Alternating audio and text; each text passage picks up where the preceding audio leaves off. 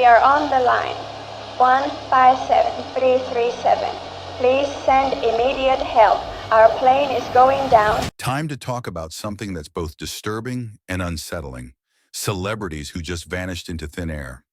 Major Glenn Miller, director of the U.S. Air Force Band, is missing on a flight from England to Paris. We are not talking about celebrities stepping away from the spotlight. We are going to talk about people who were here one day and gone the next, with no clear explanation, no closure. It's like they're stuck in some eerie mystery novel that never got finished.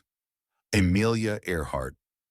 Amelia Earhart was the face of fearless ambition in 1937. She was not just flying planes, she was shattering ceilings.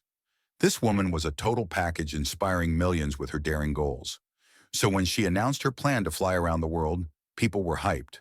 But one day, she and her navigator, Fred Noonan, were crossing the Pacific Ocean on July 2nd to land on this tiny speck of land called Howland Island. But something went wrong. Radio communications started failing, and the last thing anyone heard was Amelia saying she was running low on fuel. After that, nothing. She just vanished. The search efforts were massive, like the U.S. Navy wasn't playing around, but no wreckage was ever found. Now, this has sparked a ton of theories. Some say she crashed and sank into the ocean. Others think she landed on an uninhabited island and lived out her days there. And then there are the wild ones like, was she a spy for the U.S.? Was she captured by the Japanese? There's even a theory that she changed her identity and lived in New Jersey. Richie Edwards. If you're into the 90s alternative rock scene, you've probably heard of Richie Edwards. He was the guitarist and lyricist for the Manic Street Preachers, a band that was as much about raw, poetic angst as it was about turning heads with their music. On February 1st, 1995, just before the band was set to tour the U.S., Richie disappeared. He was last seen checking out of a London hotel early in the morning, and his car was later found abandoned near the Severn Bridge, a location tragically known for suicides. Here's where it gets complicated. He was ever found. For years, fans and conspiracy theorists have speculated about what really happened. Did Richie take his own life, or did he stage his disappearance to escape the pressures of fame? Some people even claim to have spotted him alive in places as far away as India and the Canary Islands. In 2008, he was officially declared presumed dead. But for those who loved him and his music, the mystery remains unsolved. John Spangler. John Spangler's disappearance feels like something ripped straight out of a noir film, except this one is all too real. Let's rewind to 1949. John was a stunning 26-year-old actress and dancer trying to make it big in Hollywood. She'd had small roles in movies and worked as a model, but she wasn't quite a household name yet. Still, she was a single mother raising her young daughter, Christine, and balancing her Hollywood dreams. On the evening of October 7th, 1949, Jean told her sister-in-law she was heading out to meet her ex-husband about a late child support payment and then going to a night shoot for a film. Sounds like a normal evening, right? But here's the twist. Jean never came back. 2 days later, her purse was found in Griffith Park, one of LA's sprawling and eerie green spaces. Inside the purse was a torn note that read, "Can't wait any longer. Going to see Dr. Scott. It will work best this way while mother is away." Chilling, right? But who was Dr. Scott? And why was she so cryptic? The mystery only deepens because there was no movie shoot scheduled that night. Some speculated she may have been seeking an illegal abortion common in that era due to strict laws. Then there's the Kirk theory. Many people wondered if Kirk from her note referred to the actor Kirk Douglas, though he vehemently denied ever knowing her beyond a professional level. Jimmy Hoffa. Let's talk about Jimmy Hoffa, one of the most famous missing persons in modern history. If you've ever heard the phrase, "Where's Jimmy Hoffa?" used as a joke or in pop culture, it's because his disappearance has become that iconic. But who was he? Why does his case fascinate so many people? Jimmy Hoffa wasn't just any guy. He was a powerhouse in the world of labor unions. As the leader of the International Brotherhood of Teamsters, Hoffa was a fierce advocate for workers' rights and wages, but his influence extended far beyond the union. He played a dangerous game of politics and power, where loyalty often had an expiration date. On July 30th, 1975, Hoffa went to meet two mobsters at a restaurant in suburban Detroit. He told his family he'd be back soon, but he never came home. The FBI investigation revealed that he was likely abducted and murdered. But here's the thing. No one has ever found his body. Over the years, wild theories have emerged. Was he buried under Giant Stadium? Cemented into the foundation of a skyscraper? Tossed into the Great Lakes? Some even believe he was cremated, leaving no trace behind. Madeleine McCann. Madeleine McCann's disappearance isn't just one of the most famous missing persons cases, it's one of the most heartbreaking mysteries of our time. Let's go back in time. It's May 3rd, 2007, and the McCann family is on vacation at a beautiful resort in Praia da Luz, Portugal. Madeleine, just 3 years old, is on holiday with her parents and her younger twin siblings. It's supposed to be a relaxing family getaway until the unimaginable happens. That evening, Madeleine's parents, Kate and Jerry McCann, go out to dinner with friends at a nearby tapas restaurant. Their apartment is just a short walk away, and they check on the kids periodically throughout the evening. But when Kate goes back to check at around 10 p.m., Madeleine is gone. Just like that, vanished without a trace. What followed was an international media frenzy and one of the largest missing person investigations in history. The Portuguese police initially suspected the McCanns themselves. A theory that deeply hurt and angered the family was responsible. Eventually, the focus shifted to the possibility of abduction. Witnesses reported seeing a man carrying a child near the apartment that night, sparking theories that Madeleine was kidnapped. D.B. Cooper. This one's a real mind-bender. D.B. Cooper isn't just a name, it's a legend. This mysterious man pulled off one of the boldest heists in history, and the twist? He vanished without a trace. Let's set the stage. It's November 24th, 1971, the day before Thanksgiving. A man in his mid-40s, dressed in a sharp suit, calmly boards Northwest Orient Airlines Flight 305 in Portland, Oregon. He's carrying a briefcase and gives his name as Dan Cooper. Once the flight is in the air, Cooper quietly hands a note to a flight attendant. At first, she thinks it's just another guy hitting on her and doesn't bother reading it. But then he leans in and whispers, "Miss, you'd better look at that note. I have a bomb." That's right, this guy was hijacking the plane. His demands? $200,000 in cash, 4 parachutes, and a fuel truck ready to refuel the plane when they land in Seattle. Here's where it gets crazy. The airline cooperates, delivering the money and parachutes and releasing the passengers. Then Cooper orders the remaining crew to take off again, heading toward Mexico City. Somewhere over the dense forests of Washington State, in the pitch-black night, Cooper does the unthinkable. He straps on a parachute, grabs the cash, and jumps out of the plane, just like that. No one sees him again. The FBI launched one of the most extensive manhunts in U.S. history, but Cooper was never found. Bits of the ransom money were discovered years later near the Columbia River, but that only deepened the mystery. Did he survive the jump? If he did, where did he go? And who was he, really? Over the years, there have been countless suspects, wild theories, and even deathbed confessions. But none have solved the puzzle. Dorothy Arnold. Dorothy Arnold's story is one of the oldest and most perplexing missing persons cases in American history. Let's go back in time. It's December 12th, 1910, and Dorothy, a wealthy New York City socialite from a prominent family, is just going about her day. She's 25 years old, well-educated, and dreams of becoming a writer, a rare ambition for women of her time. That morning, she leaves her family's luxurious Manhattan home to do some shopping in broad daylight. And then she disappears, just like that. Her day seemed completely normal at first. Dorothy told her mother she was heading out to buy a dress for a party. Witnesses later confirmed she visited a bookstore where she purchased a book of essays and then stopped at a candy shop. After that, nothing. She vanished into the bustling streets of New York City, never to be seen again. At first, Dorothy's family tried to keep her disappearance quiet. They didn't want a scandal tarnishing their reputation, so they hired private detectives instead of going straight to the police. They even sent investigators to Europe, thinking she might have run away. When those leads went nowhere, they finally involved the authorities. But even with extensive searches and public appeals, there were never any solid clues. The Sodder children. This story is one of the most haunting, unsolved mysteries, filled with heartbreak, unanswered questions, and endless theories. It starts on Christmas Eve, 1945, in Fayetteville, West Virginia. The Sodder family, a large and loving household with 10 children, was settling in for the night. The kids were excited about the holidays and everything seemed perfectly normal. But shortly after midnight, a fire broke out, engulfing their home in flames.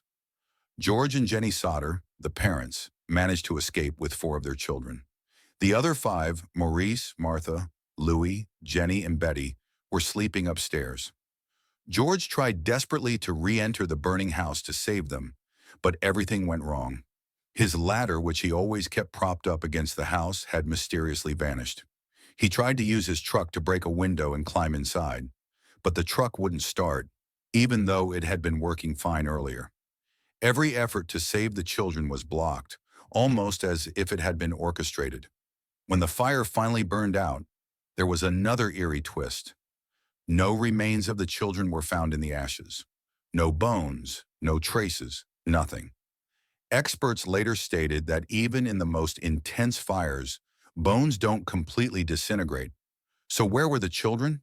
The Sodders became convinced that the fire wasn't accidental. They believed their children had been kidnapped and that the fire was set as a distraction. Over the years, they received strange letters and sightings. One day, Jenny found a piece of a green rubber object near the site, which she believed could have been an incendiary device, adding to their suspicion of foul play. In another chilling twist, they received a photograph in the mail years later, allegedly showing one of the missing boys as an adult. The Sodders never stopped searching for their children. They even put up a billboard on a highway near their home, pleading for answers. It stayed up for decades, becoming a symbol of their tireless quest for the truth. But despite all their efforts, the mystery of what happened to the Sodder children remains unsolved. Glenn Miller. Okay, so if you've ever spun an old record or just heard some swing music, chances are you've heard the name Glenn Miller. This guy was the band leader of the big band era in the 1930s and 40s. If we're talking jazz and swing, Miller's name is probably right up there with the greats like Duke Ellington and Benny Goodman. But here's the thing. Glenn Miller, the man who literally defined the sound of an entire generation, just disappeared. One minute, he was on top of the world, and the next minute, poof, gone. And the crazy thing is, this wasn't some dramatic scene in a spy movie. Nope. It happened in real life, during World War II, and it's one of the greatest unsolved mysteries in music history. It was December 15th, 1944. Glenn Miller, now serving as a major in the U.S. Army Air Force, was traveling across the English Channel in a single-engine plane. He was on his way to Paris to perform for the troops stationed there. His plane, a Norfolk Sky King, vanished without a trace. It was a fairly routine flight, especially for someone like Miller, who had been traveling all over the world for his military service. But then radio communication with the plane was lost. There was no distress signal, no warning signs. The plane didn't crash right away. It just simply vanished. This wasn't a plane full of civilians either. This was Glenn Miller, a famous musician, and his crew. And they were flying over the English Channel, an area known for its unpredictable weather and challenging flying conditions. So while some thought bad weather might have been the culprit, there's still no wreckage or bodies to confirm that. Nothing. Just silence. Michael Rockefeller. Can you imagine being the son of one of the wealthiest families in the world? Michael Rockefeller had everything: money, fame, opportunity, and the chance to live a life of luxury. Michael could have lived the life of an elite socialite, attending fancy parties and making headlines in the society pages. But that wasn't enough for him. And so in the 1960s, he decided to become an anthropologist. His passion for indigenous cultures led him to travel to some of the most remote parts of the world. One of his most cherished journeys took him to New Guinea. The year was 1961, and Michael Rockefeller, then 23 years old, was on an expedition with a companion named Renee Wassing. They had been in the region for some time, documenting the lives of the Asmat people, a tribe known for their elaborate wood carvings and warrior culture. But during a routine canoe trip, something went terribly wrong. On November 19th, Michael and Renee set out on a canoe along the Mamberamo River to visit another tribe, the Mogoi, about 60 miles away. They were going about the murky waters of the river when disaster struck. The canoe capsized, and the two men were thrown into the water. Renee managed to swim to shore, but Michael, according to Renee's account, continued to struggle in the water before being carried away by the current. Renee later claimed that Michael attempted to swim toward the shore, but was unable to make it. As night fell, and after hearing nothing from Michael, Renee made his way back to their base camp and alerted their guides. Incredibly, despite extensive search efforts by the Dutch authorities and other groups, Michael Rockefeller was never found. Bison Dele. In the mid-90s, Dele was a standout player playing for teams like the Orlando Magic, Chicago Bulls, Detroit Pistons, and the Denver Nuggets. But despite his success on the court, Bison had a complex, free-spirited personality. And then in 2002, Bison Dele vanished. Just like that. Gone from the public eye. Gone from the NBA. Gone from the world. It wasn't like he was just walking off into the sunset to retire from basketball. The story of Bison Dele's disappearance begins in the summer of 2002. Dele, along with his girlfriend, Serena Carlin, and his older brother, Miles DeBoard, decided to set sail on a yacht named Hakuna Matata. For Bison, it was the perfect way to escape the demands of his life as a professional athlete. But what was supposed to be a relaxing trip turned into a nightmare. Bison and his companions were traveling aboard the yacht when, in late July, something went wrong. The boat was docked in the Tahitian port of Papeete, but when authorities arrived, they found no sign of Bison, Serena, or Miles. Instead, they found only Miles, who claimed that something had gone wrong while they were out at sea, and that both Bison and Serena were dead. According to Miles, a series of unfortunate events had unfolded. He told authorities that Serena had died from an overdose on the boat, and that Bison had become violent, resulting in a confrontation that led to Bison's death. After the deaths, Miles claimed he was forced to dispose of the bodies in the ocean, the lost colony of Roanoke. In 1590, when John White, the governor of the Roanoke colony, finally returned from England after a long delay, he found the settlement completely deserted. The houses were abandoned, the crops were gone, and there were no signs of struggle or violence. The only clue left behind was the word Croatoan carved into a post of the fort. White was initially relieved, thinking that the colonists may have moved to Croatoan Island, where a local Native American tribe lived. But his search for the colonists there proved fruitless. He couldn't find any trace of the missing settlers. No bodies, no signs of habitation, and no further clues. It was as if the entire population had simply vanished into thin air. What made this even stranger was that when White left, he had agreed with the colonists on a signal. If they had moved, they were supposed to carve a cross somewhere to indicate that they had done so peacefully. The lack of a cross combined with the mysterious word Croatoan left White with even more unanswered questions. What did it mean, and where were the colonists? Lars Mittank. Lars Mittank's disappearance in 2014 is one of the eeriest cases in recent memory. The 28-year-old German man had been vacationing in Bulgaria with friends when things took an unsettling turn. After an argument with his friends and a strange altercation at a local clinic, Lars acted increasingly erratic. He had gone to the doctor for an ear infection and was prescribed antibiotics, but something triggered a change in him. He began exhibiting paranoia, telling his friends that he felt like someone was after him. On the day of his disappearance, Lars was at the Varna airport. Surveillance footage shows him acting unusually paranoid, looking over his shoulder, pacing, and then suddenly sprinting out of the terminal. He ran into the surrounding woods where he vanished without a trace. Despite extensive searches, there has been no sign of him.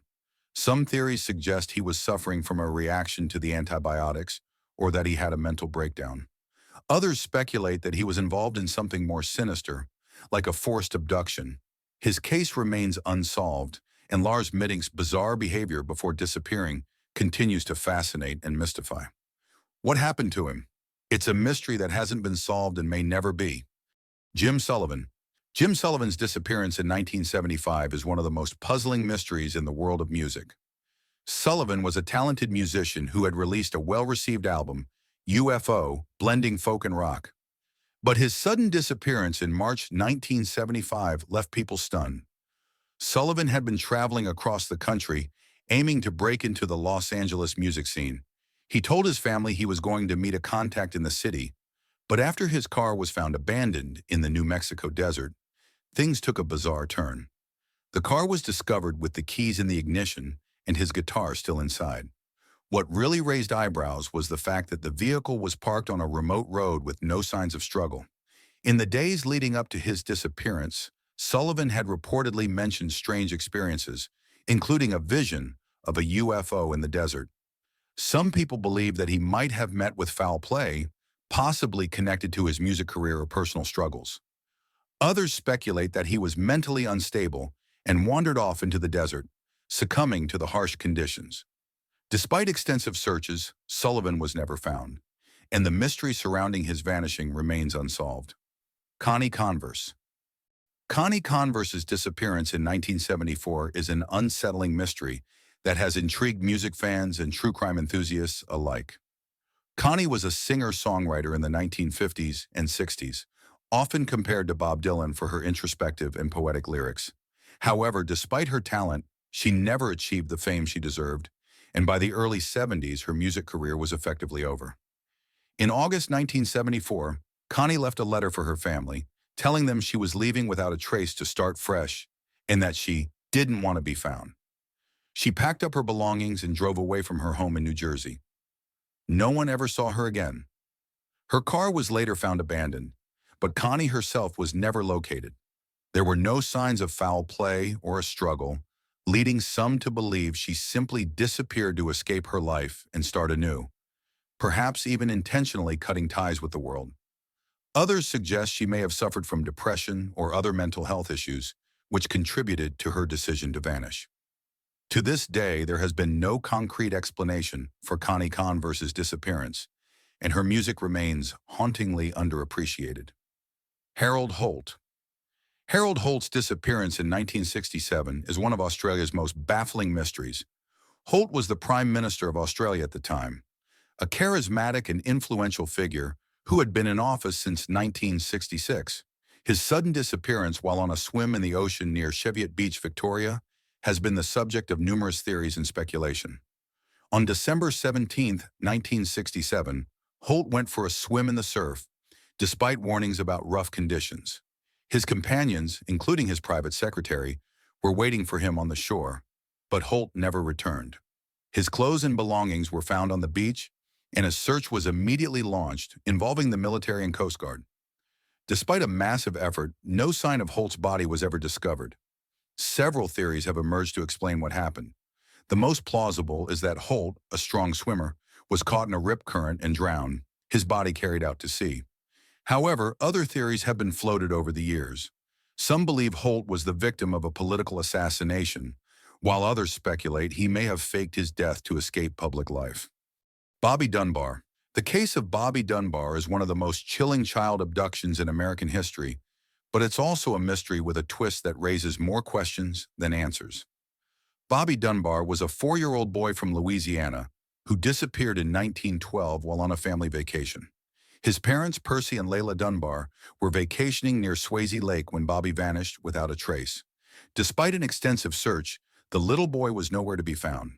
8 months later, a man named William Walters was arrested in Mississippi after he was found with a boy who matched Bobby's description.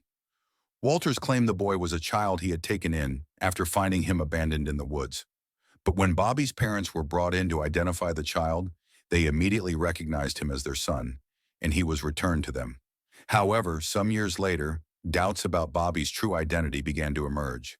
A woman named Julia Anderson came forward, claiming that the child the Dunbars had taken home was actually her own son Charles, who had been abducted from her. There was a lengthy court battle, but ultimately, the Dunbars were granted custody of the boy they believed was Bobby, Ambrose Bierce. Bierce was a prominent writer, journalist, and satirist, known for his sharp wit and biting commentary. He was famous for works like The Devil's Dictionary and An Occurrence at Owl Creek Bridge, as well as for his coverage of the American Civil War. However, in his later years, Bierce became increasingly disillusioned with life and the world around him. In 1913, at the age of 71, Bierce decided to travel to Mexico to witness the Mexican Revolution firsthand, hoping to write about the conflict. He left his home in Washington, D.C., and headed to the border town of Ciudad Juarez. The last letter Bierce wrote to his friends in the United States was filled with cryptic remarks, and in it he mentioned he was heading to the front lines of the revolution. After that, Bierce was never heard from again. Several theories have been proposed to explain his disappearance. Some believe that he died in Mexico, either in combat or from the harsh conditions of the revolution. Others think he may have intentionally disappeared, seeking to end his life in a way that would be consistent with his cynical outlook on existence. Another theory suggests that Bierce was captured by Mexican rebels or soldiers, and his fate remains a tragic mystery. Sean Flynn. The son of Hollywood legend Errol Flynn, Sean was a talented journalist and photojournalist who became well known for his work covering the Vietnam War during the 1960s and 1970s. He was drawn to the war zones, not just as a reporter, but as someone who felt a deep connection to the stories unfolding there. In April 1970, while covering the war in Cambodia, Sean Flynn, along with his colleague, photographer Dana Stone, was captured by Khmer Rouge soldiers. They had been traveling on motorcycles when they were stopped by a group of armed soldiers. Their last known photographs and a report indicated that they were alive when taken, but they were never seen again. The circumstances surrounding their disappearance remain unclear. While there have been various reports and rumors over the years, no concrete evidence has surfaced regarding their fate. Some believe they were killed shortly after being captured, while others speculate that they were held in captivity for years, possibly even living under different identities. Azaria Chamberlain. The case of Azaria Chamberlain is one of the most infamous and tragic disappearances in Australian history. In August 1980, Azaria Chamberlain, a 9-week-old baby, was camping with her parents, Lindy and Michael Chamberlain, at Uluru in the Australian outback. The family had set up camp in the national park, a popular tourist destination, when an incident occurred that would change their lives forever. Lindy Chamberlain claimed that while she was inside the tent preparing dinner, she heard a noise and went outside to find that her baby daughter had been taken by a dingo, a wild dog native to the region. Lindy and Michael's story was initially met with sympathy, but as time went on, doubts began to emerge about Lindy's account. Police, prompted by growing suspicions, investigated the case thoroughly, eventually concluding that Lindy had murdered her daughter. They argued that the story about the dingo was a cover-up, and that Lindy had staged Azaria's death to hide her own actions. In 1982, Lindy Chamberlain was convicted of Azaria's murder and sentenced to life in prison. However, a series of inconsistencies in the case led to public outcry, and over the years the investigation was reopened. In 1987, new evidence emerged, particularly a critical discovery that supported the original theory that a dingo could have indeed taken Azaria. This led to Lindy's eventual release from prison, and in 1992, the Australian High Court quashed her conviction, acknowledging that there had been a miscarriage of justice. If you would like more videos like this, do not forget to like, comment, share, and subscribe.